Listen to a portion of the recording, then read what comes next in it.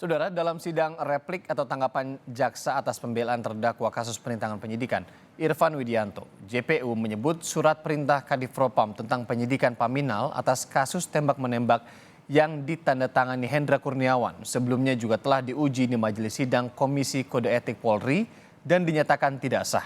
Agus Nurpatria dan Irfan Widianto dalam sidang itu juga dinilai sebagai pemufakatan jahat. Perintah cek CCTV yang dijalankan oleh terdakwa Irfan pun disebut tidak memenuhi syarat keabsahan.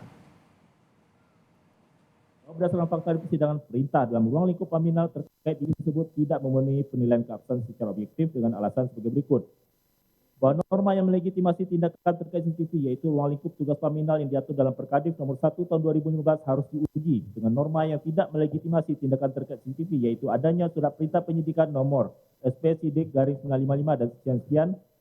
yang memberikan kewenangan penyidikan kepada orang-orang yang ditugaskan terkait dengan tindak pidana yang sedang terjadi sebagaimana diatur dalam KUHP. Terkait dengan benturan norma ini, ahli Floradianti berpendapat bahwa kewenangan yang muncul dari peraturan Kadifropam berkaitan dengan pengamanan internal yang mencakup pelanggaran disiplin dari anggota Polri, namun jika diketahui juga ada kejahatan diatur dalam KUHP, maka harus diserahkan kepada penyidik yang sifatnya pro justisia. Dalam hal ini, tembak-menembak antar anggota Polri, yaitu tindak pidana yang disebutkan dalam surat perintah penyidikan, termasuk hukum publik dan juga termasuk dalam tapi apabila ada pelanggaran yang diatur dalam hukum publik, maka harus diutamakan hukum publik daripada pengamanan internal karena Perkadif berkaitan dengan pelanggaran disiplin bukan pelanggaran KUHP. Bahwa surat perintah penyidikan Paminal sebagaimana disebutkan oleh saksi Hendra Kurniawan dan saksi Agus Nurpatria tersebut juga telah diuji oleh lembaga pengawas Polri sendiri sebagaimana termuat dalam petikan putusan sidang Komisi Kode Etik Polri terduga pelanggar Agus Nurpatria yang mencantumkan barang bukti berupa surat perintah Kadifropam Polri nomor /2055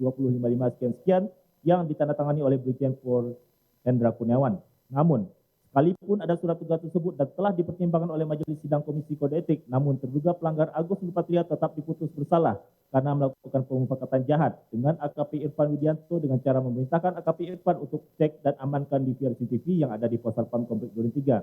Sekalipun putusan tersebut masih diupayakan banding administratif, namun tidak membantah fakta bahwa secara material dan objektif, Majelis Sidang Komisi Kode Etik telah menilai surat tugas maupun adanya kewenangan yang dimiliki saksi Agus Nurpatria dalam bidang Paminal tidak membenarkan perintah yang diberikan oleh saksi Agus Nurpatria kepada terdakwa terkait DVR CCTV dan perbuatan saksi Agus Nurpatria dan terdakwa dinilai sebagai sebuah pemufakatan jahat.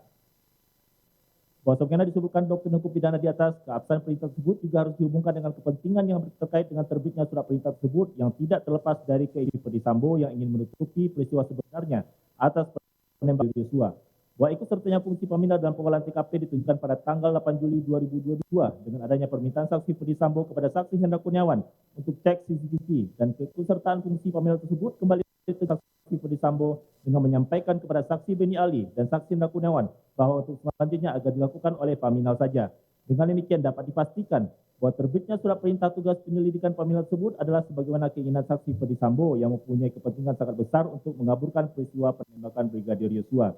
Berdasarkan ukuran-ukuran objektif di atas, maka dapat diperoleh kesimpulan bahwa perintah yang diberikan oleh saksi Ari Cahaya Nugraha maupun oleh saksi Agus Nurpatria tidak memenuhi keabsahan secara objektif. Sehingga dengan demikian, alasan pembenar sebagaimana dimaksud dalam pasal 51 ayat 1 KUHP tidak dipenuhi dalam perbuatan yang dilakukan oleh terdakwa.